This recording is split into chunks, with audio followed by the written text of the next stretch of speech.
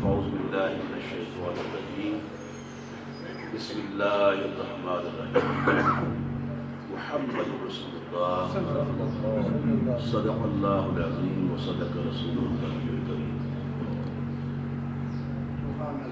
جناب محترم صاحبزادہ غلام سرور شاہ ہمدانی دامدهم برکاتہ مالیہ اور معزز سامعین اکرام، السلام علیکم ورحمۃ اللہ وبرکاتہ. آستانہ عالیہ میں آفتاب آباد اس تقریب سعید میں آپ مسلسل نعت خوانی سنتے آ رہے ہیں. اللہ تعالیٰ ان نعت خوانوں کے اندر اور سوز خدا عطا فرمائے. اس کے بعد علماء کو بھی سنتے آ رہے ہیں. اللہ تعالیٰ علماء کو حق و سچ بیان کرنے کی توفیق اور اس پر عمل کرنے کی توفیق عطا فرمائے. حضرات گرامی،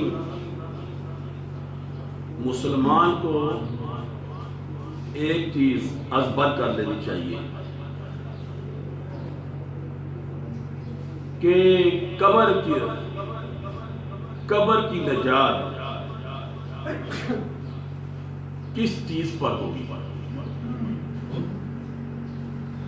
اس پر ہم نے غور کرنا ہے اور اس کو اس پر زور دینا ہے. قبر کے اندر جا کر کس چیز کی پہچان پر ہماری نجات ہوگی.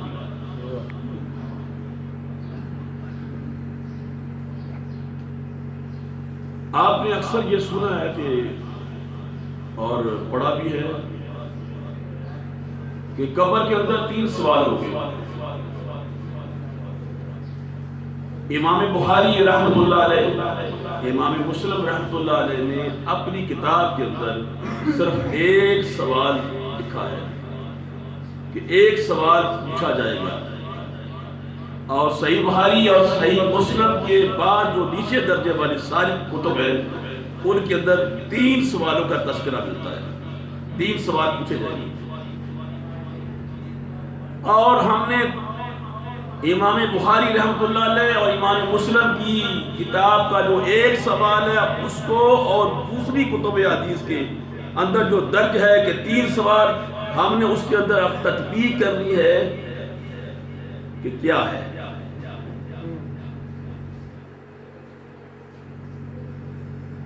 سب کتابوں میں بھی سوائے امام بخاری اور امام مسلم کے آپ کو یہی ملے گا کہ 3 سوال قبر کے اندر پوچھے جائیں گے.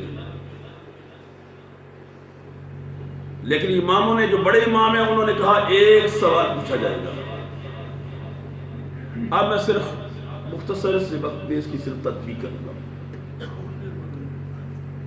یاد رکھیں کہ پوچھے لے تو 3 سوال ہے، لیکن کیسے پوچھنے جائے ان کے مطابق. کہ پہلا سوال ہوگا من ربک، بتا. جب میت کو آپ رکھیں گے نا تو پھر فرشتے اس کو بٹھائیں گے اور پوچھیں گے من ربک، تیرا رب کون ہے. اور اگر رب کی پہچان ہو گئی تو باب اللہ، مگر رب کی پہچان کے لیے میں پھر یہ عرض کروں گا کہ رب کو بھی پہچاننا ہے. یہ جو ہماری 62 63 70 80 90 سال کی یہ زندگی ہے اللہ نے جو دی ہے کہ انسان کو اور جن کو پیدا کیا، خلقت الجن والانس الا لیعبدون، کہ انسان اور جن کو پیدا کیا گیا کہ تاکہ وہ میری عبادت کریں. تو اللہ کی پہچان عبادت کے ذریعے ہوگی. اگر ہم نے اللہ کی عبادت کی ہوگی، اللہ کی عبادت کی ہوگی تو اللہ کی پہچان ہوگی. اگر پہچان ہو جائے رب کی، پھر بھی دوسرا سوال ہو جائے گا. صرف اللہ کی پہچان پر آپ کی نجات کا ذریعہ نہیں بنے گا. اللہ کو پہچان بھی لیا، پھر بھی دوسرا سوال پوچھا جائے گا. پوچھا جائے گا ما دینک، تمہارا دین کیا ہے.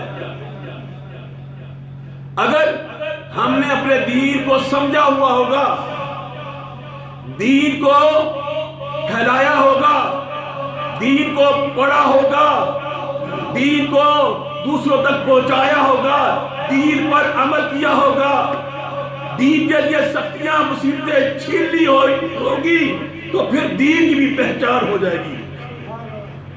اگر دین کی پہچان ہو جائے تو پھر بھی آپ سے تیسرا سوال ہوگا، اللہ کی پہچان پر بھی آپ کا چھٹکارا نہیں ہوگا، دین کو پہچان پر بھی آپ کا چھٹکارا نہیں ہوگا۔ پھر اس کے بعد تیسرا سوال ہوگا، اگر اللہ کی پہچان پر ہماری نجات ہو جاتی تو پھر دوسرے سوال کی پوچھنے کی ضرورت نہیں، سوال پھر بھی ہوگا۔ دوسرے سوال اور پہلے سوال کو پہچان کر جواب بھی صحیح دیا تو پھر بھی تیسرا سوال ہم سے پوچھا جائے گا۔ اب تھوڑی سی میں آپ کو تطبیق کر کے دکھاؤں گا، یہ جو 3 سوال اور 1 سوال یہ کیسا ہوگا۔ یہ یاد رکھیے کہ 2 سوال جو ہے، یہ 2 سوال یہ ہر کس و ناقص سے ہوں گے، ہر شخص کے ساتھ ہوں گے، خواہ وہ عیسائی ہے، یہودی ہے، مجوسی ہے، سکھ ہے، ہندو ہے، سب سے یہ سوال کیا جائے گا۔ پٹوارا کیا جائے گا، سب سے پہلے پٹوارا کہ پل سے ادھر دینا ہے، پل سے آگے جیل میں، یہ پٹوارا پل جائے گا، پہلے پٹوارا کیا جائے گا۔ کیسے پٹوارا کیا جائے گا؟